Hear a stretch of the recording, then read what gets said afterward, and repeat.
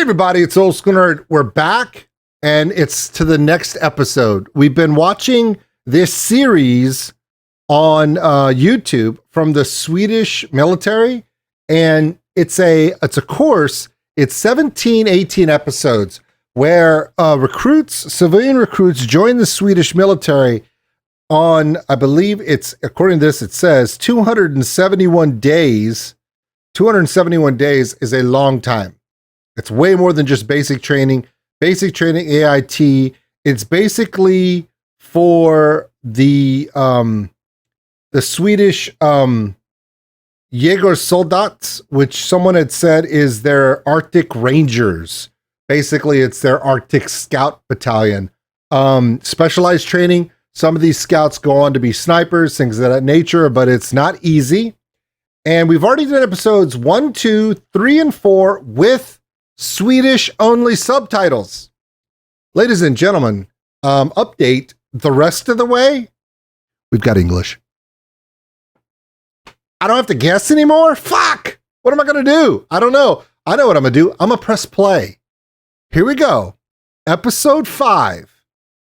Homesickness. This is a real thing. There comes a time where the shock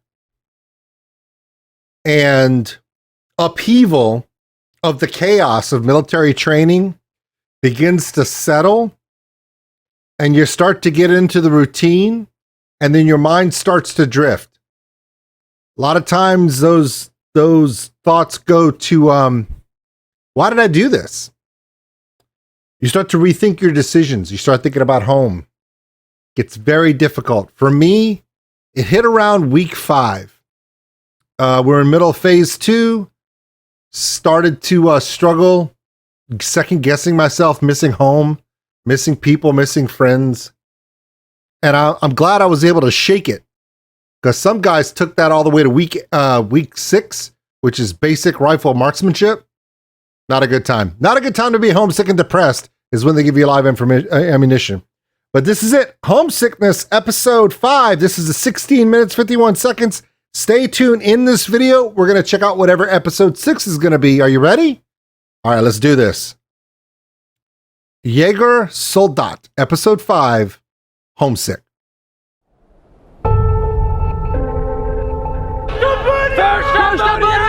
Jag vet inte om jägare passar mig jättebra egentligen. Ja, det här känns galet det här. När man förstår att man klarar mer än man tror, det är då man växer. För det är beryktat som den tuffaste utbildningen du kan göra.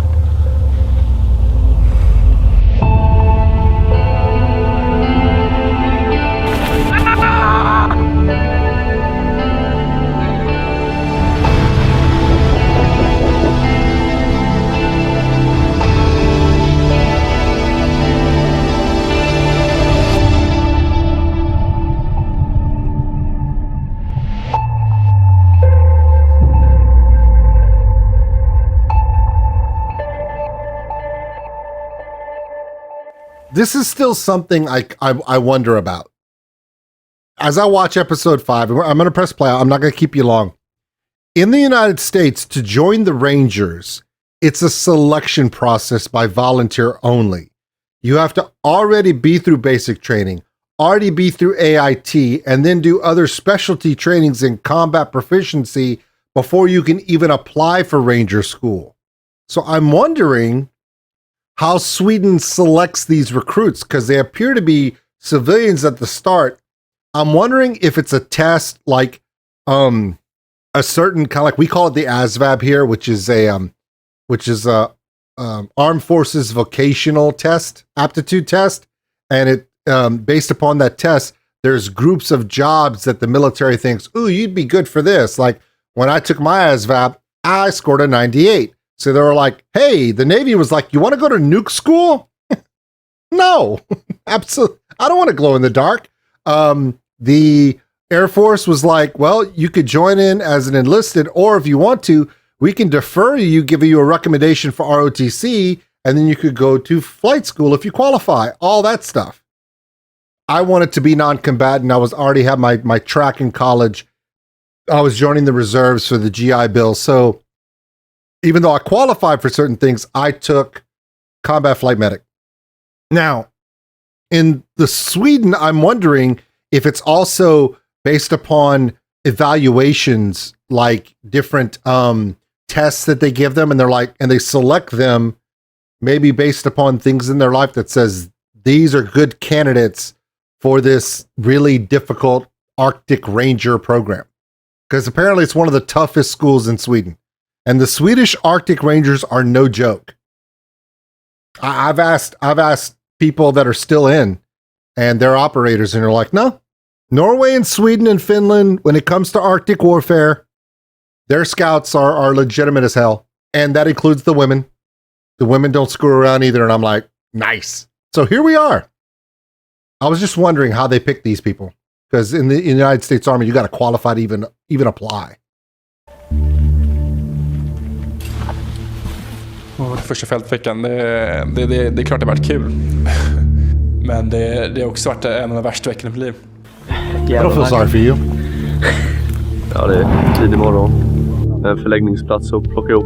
Ja, är ni med och sänker vi? Ser inte så jättemycket. Värn och gräva igen. Och en sluttid på 8:30 då allting ska vara klart. Omständigt att man ska vaka till så här och kicka igång, men det krävs mycket pannor, det gör det. Jag sa att du skulle lämna det så när vi kom, men det är svårt. Vi är andfådda av att gå mellan lägret och bilen när det är 50 meter. En fet jävla kebabrulle. Tänkte det nu. Jag har varit vakna i 4 timmar och 19 minuter utan att äta. Det är oregelbunden sömn som man inte är van vid. Om man hade första natten så sov man typ 2 timmar, sen hade du post, sen sov du 2 timmar till och sen hade du post och sen så sov du 1 timme. På maten, då mår man lite illa.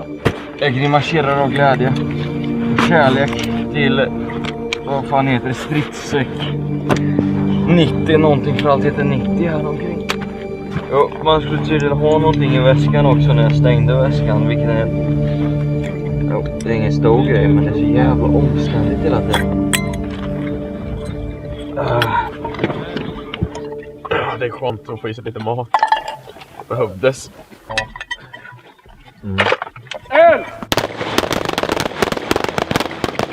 Hittills ska det bra. Det rullar på. Vi nöter igenom våra skjutövningar. Jag har en lång lista på hur många övningar. 60 övningar. Ja, 60 övningar sånt där. De ska skjutas.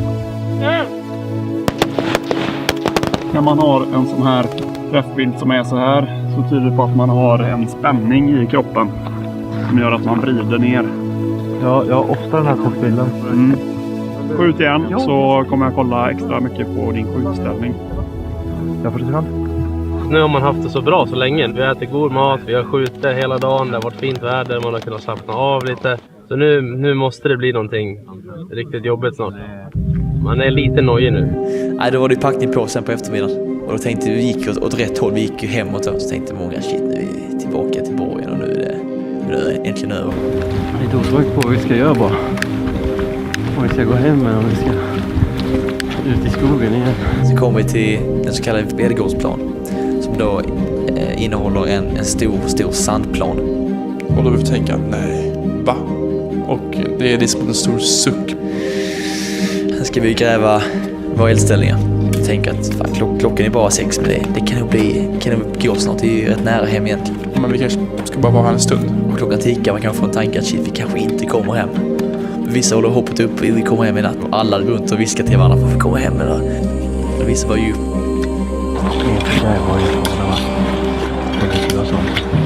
Men vi gräver och den här stationen är ju nitisk.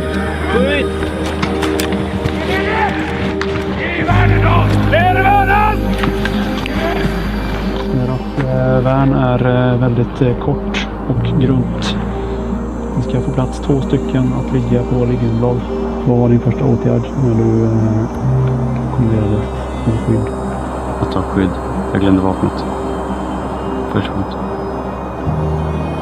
Ja, då kommer du ihåg det för nästa gång.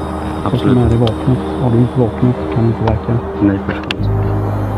Annars är det helt riktigt. Man ska ta sig skydd så fort det bara går. Men man måste ha med sig ett vapen.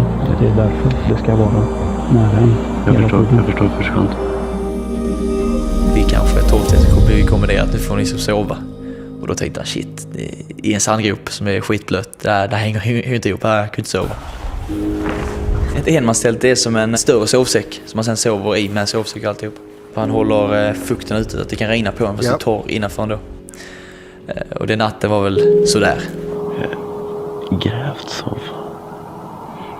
Sen åt vi och så gick vi och la oss. That dude's so tired. Och så fick vi postlista och sånt skit. Så började min post klockan 3. Sitter i en sandgrop och postar för en fiende som inte finns. Och då känner du så här, vad i helvete gör jag med mitt liv? Men om 40 minuter så står ni uppställda på 2 kolonner. Värnen är engrävda. Verkställt. Och det var lite jobbigt att det var ganska mycket sand och sånt som kom in. När ni grävde värnen så då var det faktiskt riktigt skönt. Vi har faktiskt sovit jävligt gott en gång skulle. 55 ska vara klart. Jag är så uppställda, det är om 10 minuter. Kom igen nu. vi sov 6 påsar bort. Jag tror inte jag sov. Vilken? Sov 6 påsar. Det är kört, vad fan. Jag är grävd som en jävla djur. Nu är det. Nu kan det bara bli bättre. They're just miserable. Let's just say that. They're just miserable. And this is where it gets kind of dark. It gets difficult because now you're realizing it doesn't get any better. It's just going to get worse. / harder. Downhill from here. Och inte för mig i alla fall. Inte för Anton. Men... Är det någon som saknar sovsäcksfodral? Ja, precis. De har hittats under natten. De har legat helt fritt bredvid värnet. När man är trött, när det är mörkt, så glömmer man extremt lätt av vart man har lagt saker. Det är bara att ta åt sig av kritiken och göra det bästa av liksom.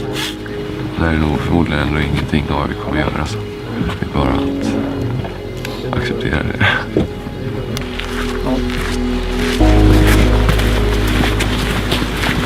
Att gå hem från de här sandgrupperna kan ju varit den bästa känslan jag upplevt hittills. Det är jätteskönt att vara i en sovsäck. Det är det bästa natten tycker jag. Det är fan det. Runt 3 timmar sömn kanske. Det funkar. Nu är det bara att ta sig hemåt. Och det ska bli fruktansvärt skönt att få komma hem och vila. Och inte behöva gräva sin säng.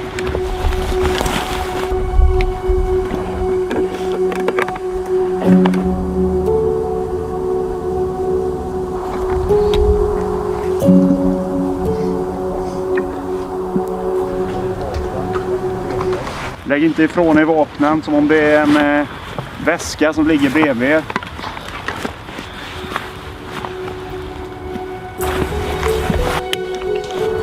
Vi gick ju mot borgen och så märkte jag att det tog en annan väg. Ja, man leder ju oss hela tiden mot en ingång och sen bort från den. Och sen stannade vi. Nu är klockan 08.00 här i Karlsson. Dags för morgonfys. Då är det upp till krönet på vallen. Och folk... Okay, we just got back. Oh, look, it's time to do our morning workout. Let it go. Let's go. Jag blev så ledsen. Här har jag varit ute och plågat mig själv i en vecka. Haft den värsta natten i mitt liv. Jag mår så dåligt. Jag mår så dåligt.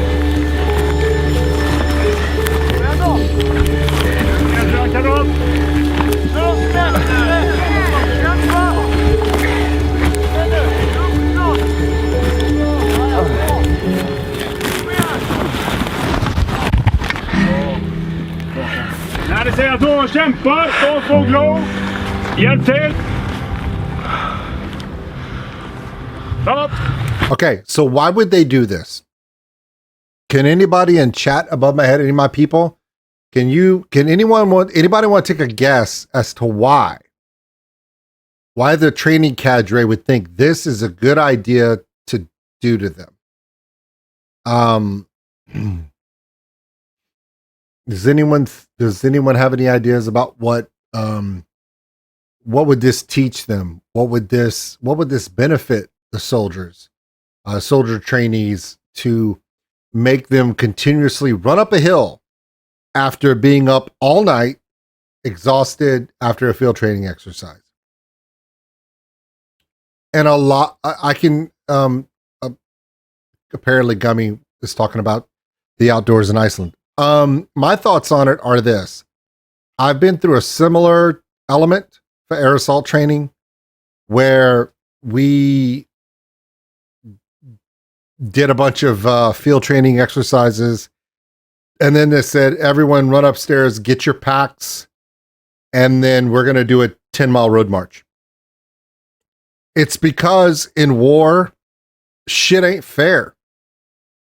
The enemy is not going to ask you for permission, and they're not going to make sure you're okay when they do it. When you're at your absolute most exhausted sense, that's when the attack's going to come. And what's really interesting is we have a thing called stand to in the military where everyone gets up at the pre-dawn hour of 4 o'clock and everyone goes out to the perimeter line for stand to every morning before dawn. Why? Historically, if someone's going to attack you, they do it in pre-morning hours. So in the Army, in the U.S. military, I can tell you right now, if you're a member of a terrorist group or foreign adversary and you think that 4 o'clock in the morning is the best time, pre-dawn hours is the best time to attack a U.S. military encampment or emplacement, no, it's probably the worst time because they are ready every morning on purpose because they know you're going to do it. It's lessons we learn, man. We learned that lesson in World War II and World War I and through the Korean War and the Vietnam War and so on and on and on. It's just, that's when the attacks come, when you least expect it. So you make sure you're ready when you least expect it. It's similar to this. It's you're exhausted, you know, and I think the reason why they waited till they got back to base was they could probably see their barracks from where they are right now. They can see the door that takes them to showers, food, and their bunks. And right when they're to the end, they may be asked to put forth that extra effort. That's why. That's what I think it is. And it is a perseverance and indomitable spirit exercise. That's what it is. And we do that with our special operations too. We want to know, how are you going to handle when you can't go anymore and it's life or death? What do you have left? We do it all the time. I've had it done to me so many times. And if you're willing to do that, that's why you can. Swedish style. Det är jävligt nära. Hoppas jag. Äntligen lite frukost. Ser pigg och fräsch ut eller? Det ser ut som jag känner mig. Jag gick på toaletten första gången på 5 dygn. Och det var... Jag fick rysningar i hela kroppen. Ni fick 20 minuter!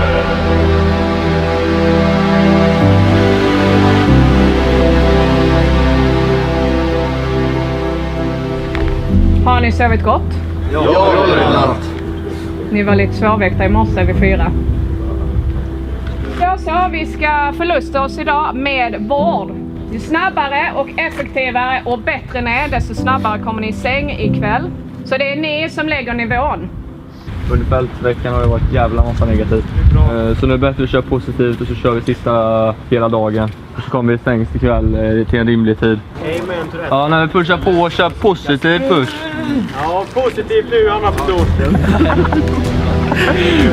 Du står bara bra. När vi har genomfört övningsverksamhet eller skarp verksamhet och tillfälle ges, då ordnar vi våran utrustning och våra vapen tillbaka till det ursprungsskicket vi hade innan vi brukade den. Så sätt så har vi en lång livslängd på vår materiel. Ja, det är så jävla nice. Lite värme så här. Inomhusbelysning. Och det är helt sjukt. Mörkret. Mörkret att det var mörkt hela tiden. Sotigt som fan. Det är ju händerna. All right, so this is pretty common. Pretty common. Even in the U.S. military, you're done with the field training exercise. You come back, you're exhausted. For them, just the fact that they're in a building that is warm, they suddenly have this overwhelming energy that, hey, they're grateful that they're warm. And they're going to field dress, clean, prep their equipment. It's probably going to be inspected. And then when it's all done, then they're done. And yeah, that's what it takes. Ja, vi vårdar våra tält, vi vårdar allt vi har använt, våra kaminer. Det tog lite tid. De var väldigt, väldigt hårda på visitationen också, vilket var lite jobbigt. Men mycket, mycket skönare vårda än att ha backträning eller sova i sänggrupper. Tack Einar. Hur många gånger har vi tjatat på er om det här med vapen? Ni vet vad som gäller. Vad är det värsta som kan hända om ni blir av med ett vapen? Vad är det värsta?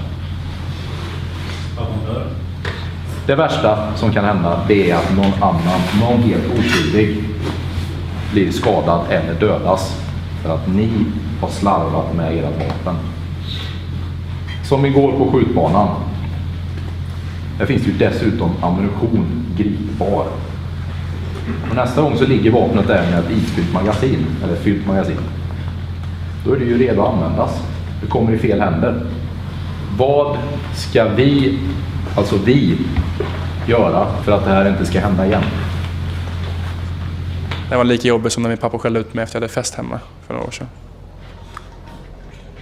Du fick ju skuldkänsla, fick du. Du kände ju att det är ju ditt ansvar att hålla koll på det. Nu måste vi skärpa oss. Nu måste vi hålla koll på våra vapen. Vi kan inte fortsätta tappa dem så mycket som vi gör. Jag tycker det var bra. Hårda med rättvisa. De skäller när de... Okay, this is something that is starkly different from the US military. If you leave your weapon once in basic training, you get yelled at. You get physical training for you. You do it twice, the whole platoon, the whole training group is going to suffer for your mistake. And then they're going to help back you up. If you lose your weapon a third time, you're going to get brought up on charges. It's in the UCMJ. It's a crime to misplace your weapon. It's negligent. And I've seen people get kicked out of programs, training programs. If you can't keep track of your personal weapon, you don't belong here. And the fact that these students have already been showed how to live fire weapons and they can't keep track of them, holy shit. Everything else I've seen thus far, I've admired the Swedish way of doing this. It's very interesting to me. It's very different from the United States. But that cadre coming in and going, hey guys, if we keep losing these AK-5s, these Swedish assault weapons in the field, and you guys just keep laying them around. Wait, what? No, this is the one time where I'm like, nah, this is not good. This has to be done better. If you leave your weapon once, you never forget it. It's not a stern talking to. It's a threat of, you're out of here, at least if you do this again. That's weapon control is so strenuous in the U.S. Army. It's not like this at all. Ooh, this is the only thing I've seen where I'm like, I like our way better. It's the only thing. Everything else has been pretty cool. I've enjoyed everything else up to that point. Leave your weapon. If you leave your weapons out, guys, what's going to happen? I'm going to kill everyone, dude. You don't leave your weapon. What the hell's wrong with you? Dageleven, när du är nöjd, du kontrollerar, du har ansvaret för att det ska vara perfekt. Är ni nöjd? Jag är hyfsat nöjd. Är du hyfsat nöjd? Eller är du nöjd? Jag är nöjd. Då så. Allt innan i uppställning ställer ni upp minst 5 minuter innan. Varför vill vi att ni står i vissa formationer? Varför vill vi att det ska vara ordning och reda? När det är mörkt så ska vi veta vart alla är. Ungefär så. I stridens hetta, om vi inte kan våra grupperingsformer eller vet var vi har varandra, ja men då kanske vi skjuter på varandra. Det är ju högst olämpligt, eller hur? Det är därför vi sätter grunden redan här och det är därför vi är på er och tjatar att ni ska komma i rätt tid, ni ska ha rätt utrustning, ni ska stå korrekt. Det är jätteviktigt. För det byggs på under den här utbildningen. Ja, nu är det dags tillbaka upp till fästningen och vårda vapen. Våra vapen är en helt annan historia. Det ser riktigt jäkla näst ut. Man har ju lärt sig att man ska nog bättre handla sitt vapen innan vi fält faktiskt. Vi ska ställa upp om 4 minuter. Ja, vi håller på att rätta in det så allting ser exakt likadant ut. Så för att vara enklare att överse vårt resultat. Stång med låsstycke. Håll upp. Så visitationerna där är hårda. Och det tar sån tid att visitera allting. Tar upp en person, tittar. Det är så mycket skit här fortfarande. Sant. Kutslark som sitter här. Och så gör han så 48 gånger. Och om det är en person som har fel, ja, då får ju den omvisitation. 40 minuter på varje del. They're gonna be there a while. För första gången på 5-6 dagar äta mat i matsal. Underbar känsla detta. Med kaviar, marmelad, skinka och ost. Alltså de där kombinationerna jag förstår inte. Hur fan kan jag äta den? Jag trodde inte att det skulle bli så, men den första jag skrev till absolut första var mamma. Jag tror man skjuter fram ska sparka på sanden. Det känns fruktansvärt bra att få sova i en torr säng. Så man får helt nya perspektiv på livet i sig och vara här. Det känns så skönt att vara inne och äta kvällsfika. Ja, det är magiskt. Ja, jag är så glad.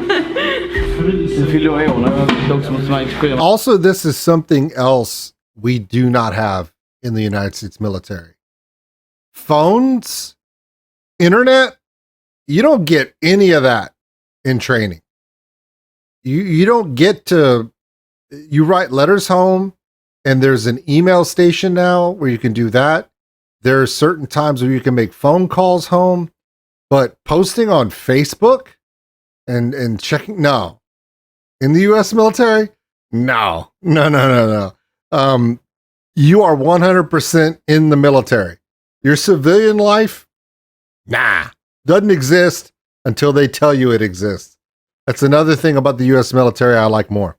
Because stuff from home, you're going to see in this episode, all this Facebook posting and calling my mom and all this other stuff, just because you were in the woods for 5 days, people are going to be homesick. This is another thing that they're doing that I think the U.S. does better. I think separating them from home completely is very important so that they can focus on what they're doing completely until you're done or until you've earned that. So weapon security is my number one problem so far. And the other one is social media and access to, I was seeing phones in like the first 3 days. I was like, why does that dude have his phone? Like, I didn't understand. So yeah, there's not only is there a communication demeanor and a discipline demeanor that is wildly different than the U.S. military training, but the social media, home communication outside in the civilian world, and weapons security those are the two glaring ones for me. Am I saying that Sweden's doing it wrong? No, I'm not Swedish. What I'm saying is it is completely wild to me that they allow that. It's very odd to me. Anyway. Alla gratulationer på Facebook. Så om du och jag köper en kanin tillsammans, då ska det heta på så här. Jävlar, vem ser det?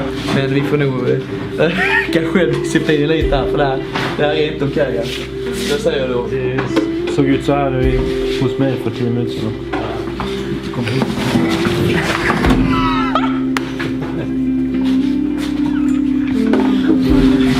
Jajamän, nu blir det bara duscha. Då ska vi se jävla gött. Nu ska jag hem imorgon och sova, träffa mina kompisar. Permission, det är när vi åker hem på ledighet. Då är vi oftast inne i 10 dagar och ledig 4. Och det bästa med permissionen, det är oftast att man får sjunga nationalsången i slutet. They get to leave? Whoa, wait. They train for 10 days and they get to go home for 4? Really?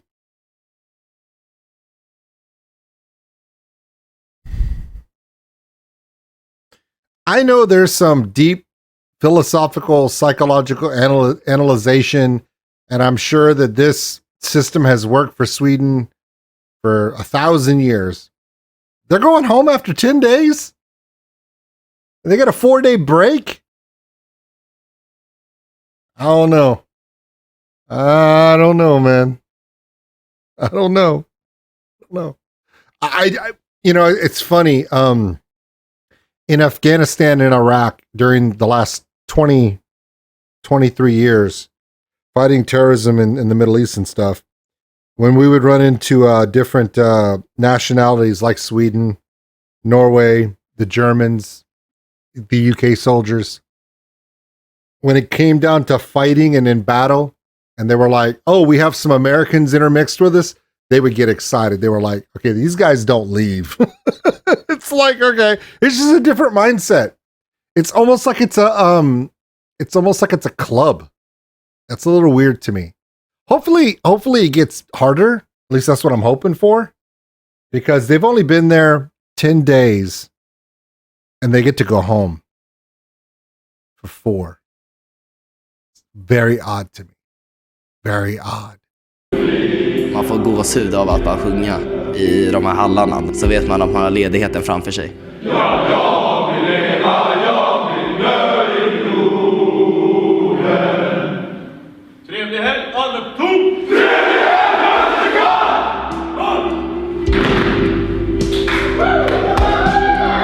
Trevlig helg, Det här är så jävla gött. Nu blir det helg, nu blir det sova, nu blir det käka pizza.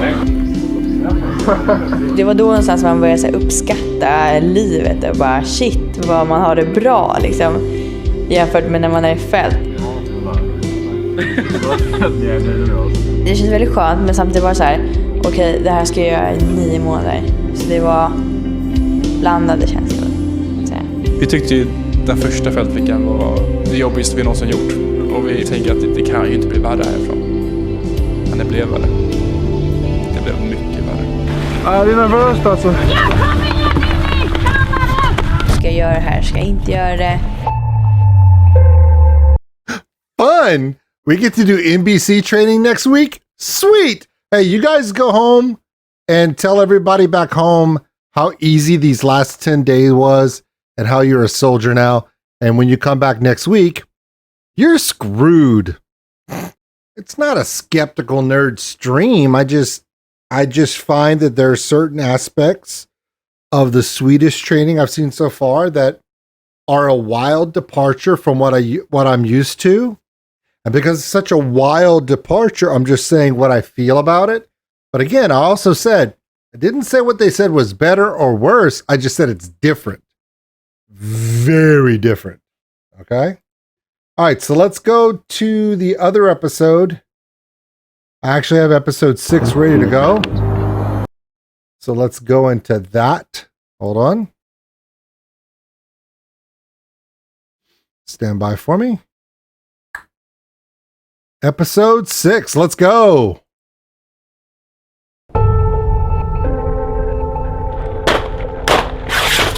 Jag vet inte om jägare passar mig jättebra egentligen. Ingen mat. Kul att se hur man reagerar på det. Men gud, ska det vara så här? Det är beryktat som den tuffaste utbildningen du kan göra. Vi var iväg på marsch.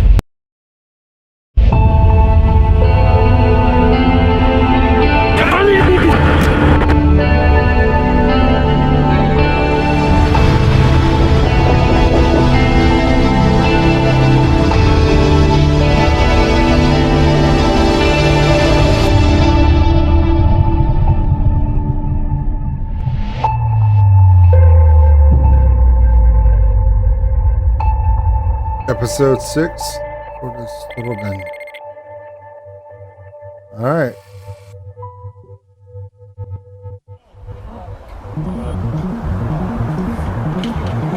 Day 37, week 2. Det var andra veckan i fält. Det har känts bättre än vad det kändes första fältbacken och man har kommit in lite bättre i det. Vi hade tagit med skyddsmasken så vi fattade att vi skulle använda den. Vi fick testa vår skyddsutrustning och veta att det verkligen fungerar. Och det var att vi fick gå in med regnställ och tårgasmask i ett rum och känna av hur det var. Ja, så då är ni väl laddade för dagens övning, eller hur? Ja. Vi kommer att gå igenom hur övningen går till, säkerhetsbestämmelser. Ja, det är nervöst alltså.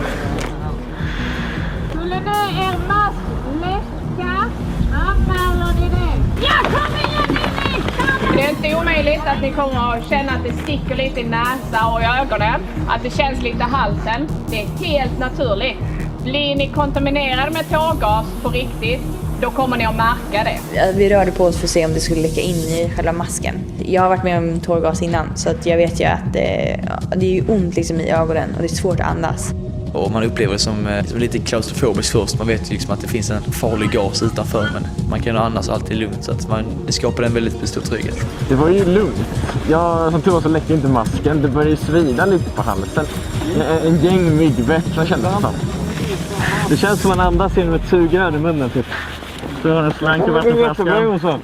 Och häller som ett dropp där. Som en brutal jävla fotbollsmatch där. Men nu får du gas i vattnet. Yeah, these English subtitles suck. Hopefully the next episode will be better. Like an English football match there. Yeah, so NBC training is something I specialized in. Decontamination was something I did in the military for almost 2 years. I even got a medal for it. The equipment they have now is much better than what we had. However, when we trained for this, we were very meticulous. They're playing a little bit to teach them what not to do, and they're learning by. We learned how to clear and seal masks long before we got into any gas at all. But I guess they're teaching them by fire. You know, it sucks, doesn't it? Okay, now here's how to make it not suck. But yeah. Nu är du ju död. Ja. Sen visste man ju inte att det skulle sluta med att man skulle marscha 5 kilometer med regnställ och skyddsmask. Det var ju sådär. Det var en jobbig marsch. Alltså det bara rinner svett och man är inte van med att det är så obekvämt. Alltså man går och tränar och sen går man och duschar liksom. Men här, då ska du på dig allting och allt är bara svettigt. Och sen marschar vi hem och sen ska du vårda och sen får du ta av dig det svettigt redan. Jag tyckte det har varit ganska jobbigt att man liksom har känt sig så smutsig. Det är inte, saker känns inte lika svåra längre utan man gör det bara. Det rullar på lite. Jag var så jävla naiv från början. I början var man tyckte att det var jobbigt att vara på kasern och stressa runt. Nu är det i hur skönt som helst att vara hemma. Paradiset här. Men samtidigt, man bygger verkligen från grunden. Man börjar märka det. Allt som allt så blir det ju roligare, skulle jag säga. Och mindre jobbigt. Men det är väl också att man vänjer sig. Det vi gjorde första tjänstgöringsperioden, det är sånt vi gör nu liksom, utan att tänka på det. När städning på morgonen och så här, det är ju inget problem för oss längre. De har ju släppt det på kylan så vi får ju lite mer frihet just nu. Till exempel vi får gå till matsalen själva. Men det låter som en bara jättefäntig grej, men bara för att göra det är ganska stort. Och sen får vi också börja göra saker som är lite roligare. Alltså, i början var det ju bara grunder. Man skjuter och där och nu börjar vi faktiskt göra mer taktiska övningar på till exempel skjutning och eller här inne på kampsport. Är det så att jag ropar avbryter man omedelbart. Kul att testa på närkamp, jag har inte gjort något sånt innan. Att få sån träning, det är också en del av vad man ska kunna göra sen. Maten kommer.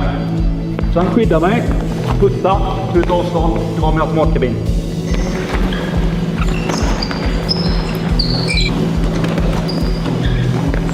Jag kände det när jag tränade kampsport civilt att det kommer ju vara otroligt nära liksom.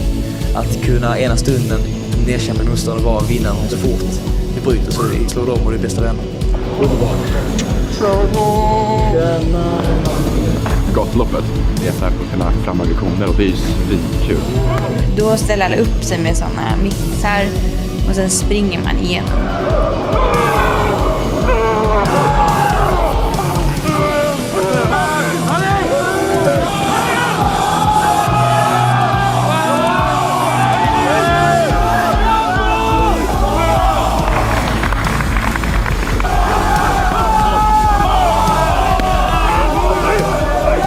Släpp efter lite, kom igen! Hänga på, kom igen! Bra. Jag håller på med judo, det är inte alls samma grej, utan det är mycket boxas och sparkas. Det är väldigt framåt i det här, va? Tydliga. Det kommer fram så mycket ifrån. Ja, precis som när vi skjuter 85 personer. Eller röntgen. Vi är kamrater med varandra. Vi drar andra så visar vi hänsyn. Nu kommer hjärnan kicka till och vilja kämpa. När någon de facto är på er och trycker er mot väggen.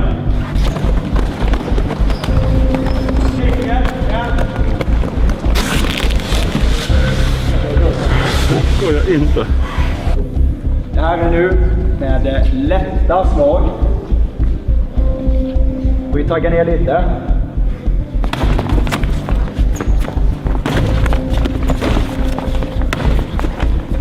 Avbryt. Gick bra? Ja. Bra, bra.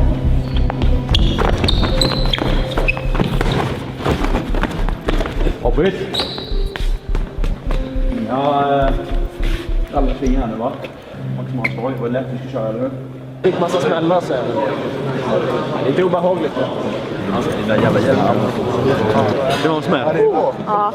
På näsan eller? Jag vet inte. Är snubbe du? Det är du det?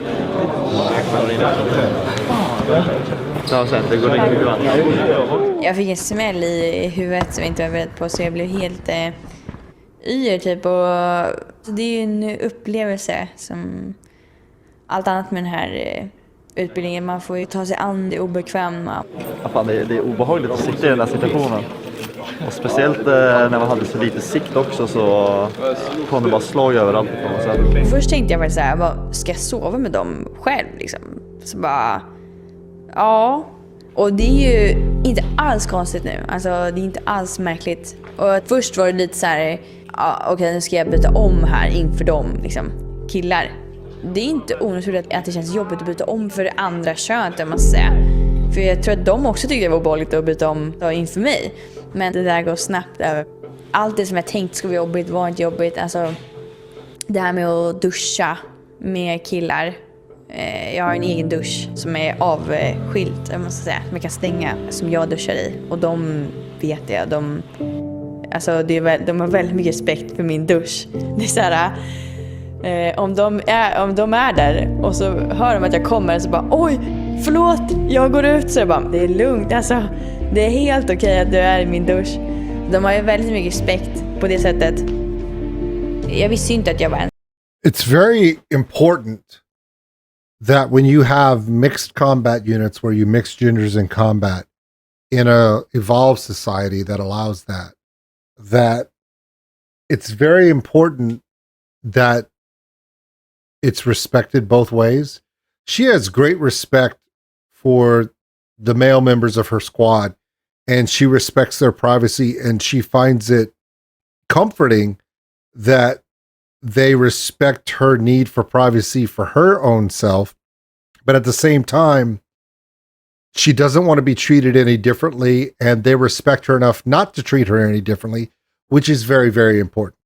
I don't think in the United States our culture is evolved enough that we can do this as well as the Swedes do, because in Swedish culture, like most Scandinavian cultures and European cultures, the distinct class differences in male and female roles are more evolved in Scandinavian countries.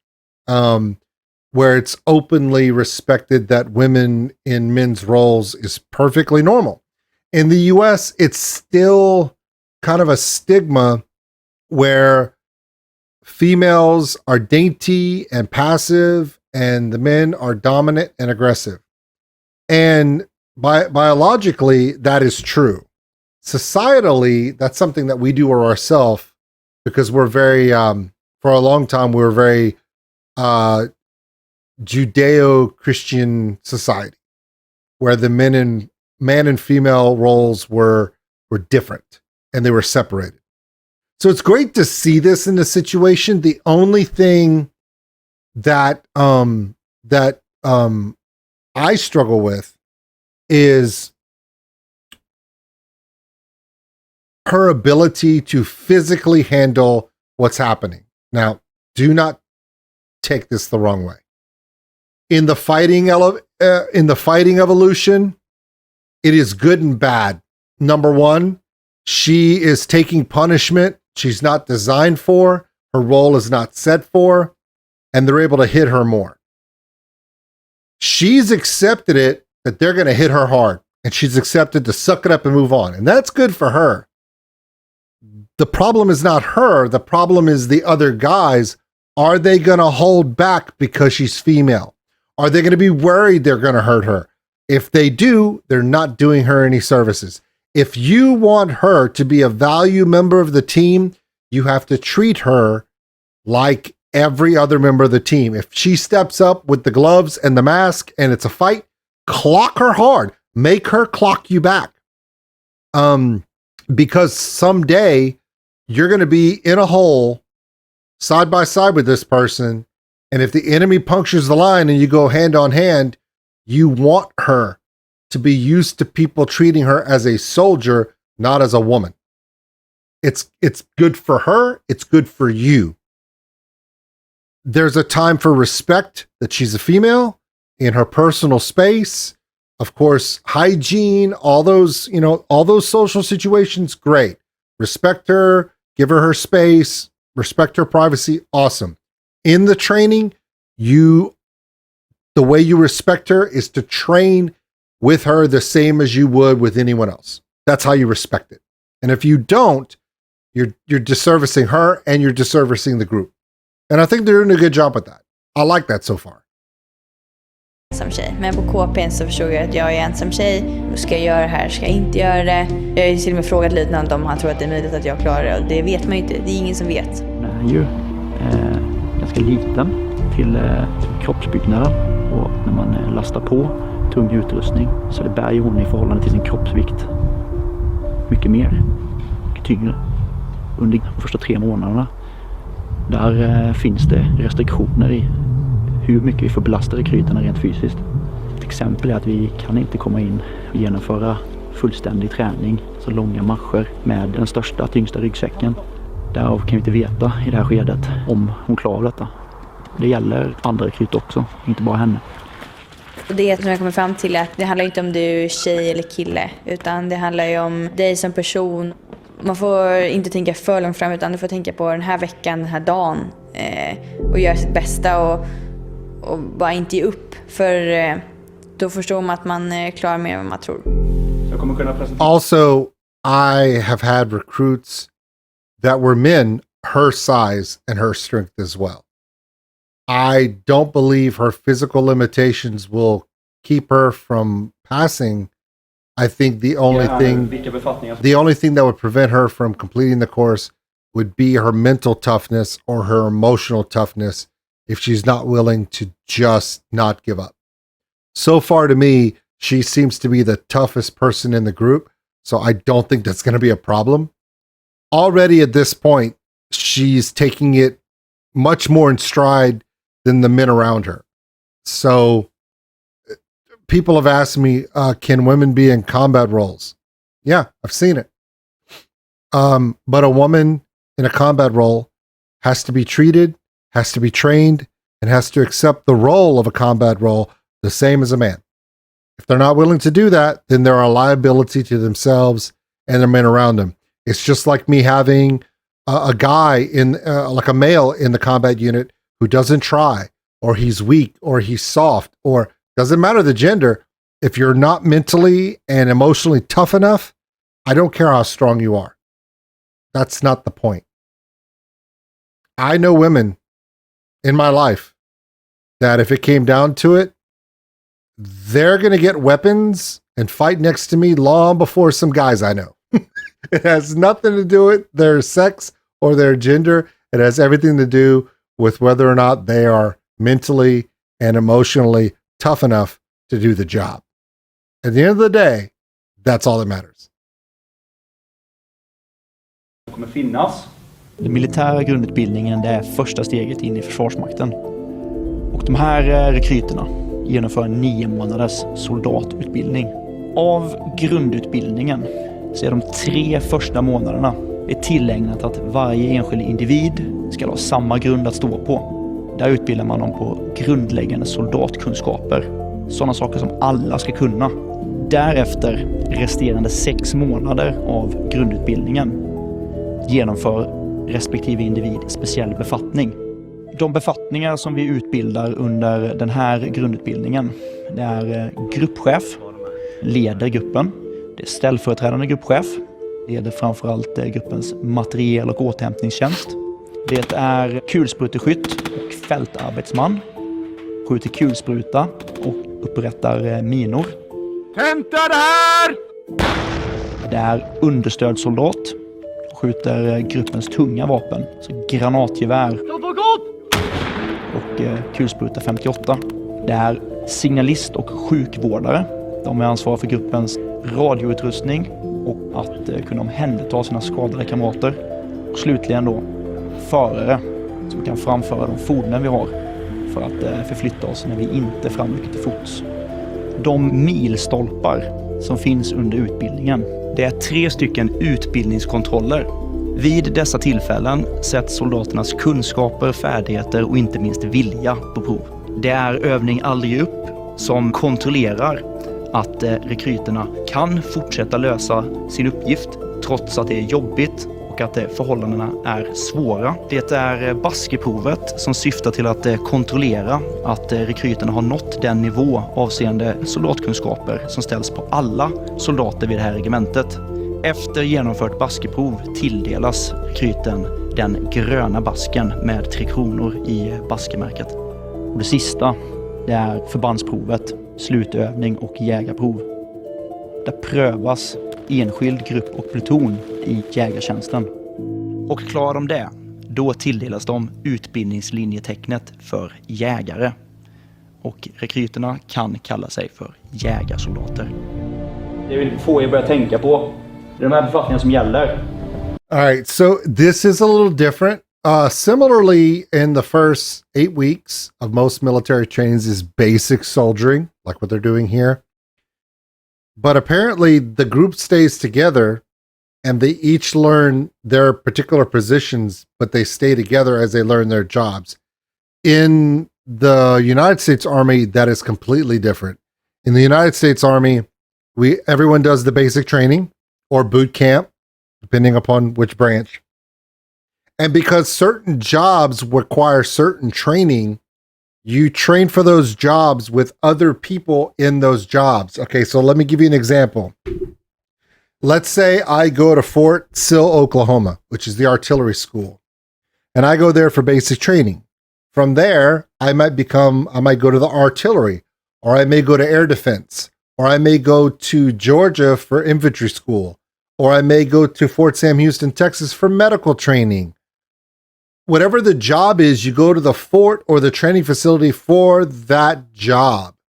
Then once you're certified in that job, then you're assigned to your unit and you occupy the slot or the position of that job in that unit. And then you begin training in the unit under the scope of warfare that job has. So let me put it like this. I could be a basic training soldier. I'm going to give you the medical track. And that was mine. So let's say you go to Fort Sill, go to basic training, go to Fort Sam Houston for combat medic training. After that, you may go to an infantry battalion and become the medic in an infantry company. And you're literally in the dirt, in the mud, doing infantry stuff. Or you may wind up going to medical services in an aid station or a hospital, or you may get assigned as the medic in an armored battalion. And so you're the medic assigned to a 5.57 track vehicle or a Stryker truck, or even a Bradley that has a medical section in the back of the Bradley, and you are the aid station for a battalion of M1 Abrams. Or you may wind up going to Fort Campbell and work as a medic in a helicopter squadron for Apache helicopters. Or you may go to Fort Campbell and learn to do dust off or medical evac or flight medic training, which is what I did. And you learn how to be a medic in a Black Hawk and a Huey helicopter. but then you get assigned to the unit based upon what those needs are. So this training is different. And I do believe some of it has to do with the fact that Sweden is a smaller country. Their scope is specific. We talked about some of the people in my chat room where one person says, my job in the Swedish military was, I was in coastal defense.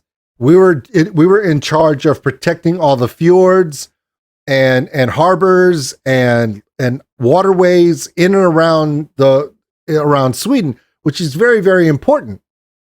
Coastal defense is super important because Sweden and Norway, one of their biggest jobs with Denmark in the Baltic Sea and onto the North Sea on the west is to secure those water lanes, and that includes the coastline.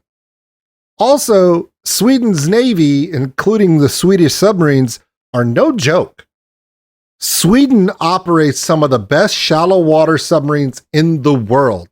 Swedish captains have been known to take their electric diesel boats and beat American nuclear boats in shallow water. Often, they are top notch. They are trained at Falstad in the UK, and Swedish submarines are no joke. Sweden Griffin's fighters, one of the best fighters in the world, can go toe to toe with F-15s, F-16s, no problem. So Sweden has a very powerful military training, but their philosophy and how they're training their basic troops is a little different. And I think it's because they have less jobs and it's more specific scout platoon that they're working on, this scout regiment kind of situation, these hunters, versus overall giant military machine that they're not having to do like we do in America. So the training needs are very different. So, but I am interested to see how this works and which jobs each one of these people is going to get and how they excel in it or not. Efter det sen kommer verksamheten nog ner sig lite. Det kommer vara skyddsvaktsutbildning.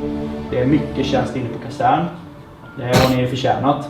Sen efter skyddsvaktstjänsten, vad händer då? Precis, aldrig upp va? Ska vi städa samt läsa nästa kapitel i Strimmaser. Mer slagsyn, man börjar flyga åt alla möjliga håll, man har ingen koll och så till slut så blundade man ju bara för att jag känner att jag kan bli befäl, jag har koll på grejer. Jag hade ju blivit någon typ ny... Säger du och får inte upp apelsinen? Ja, men skål, Nej, jag vill farbare så jag kan få spränga grejer faktiskt. Understödsoldat, det blir bara skjuta stora vapen. Allt var ju väldigt intressant. Det är nog svårare för mig. Det är kul med fordon. Det var ju jag har ingen aning. Jag är nöjd med allt. Stridsmissioner tror jag. Jag brukar med. Det var jättekul. Men nu blir det mer blod och sånt. 3 befattningar faktiskt. Jag kommer söka ställföreträdande gruppchef och sjukvårdare. Gruppchef. Det är ju den som vore jävligt kul. När man har skåpsordningen så förstår man att det är fan jävligt effektivt. Man har ju koll på vad alla dina saker är. Vi från befälssidan är förhållandevis nöjda med er. Det utvecklas i rätt riktning. Överlag så ser det bra ut. Det var ju typ november och så här kallt och det är obehagligt. Svältvecka. Vad händer med din mat? Ingen mat. Det är kul att se hur man reagerar på det.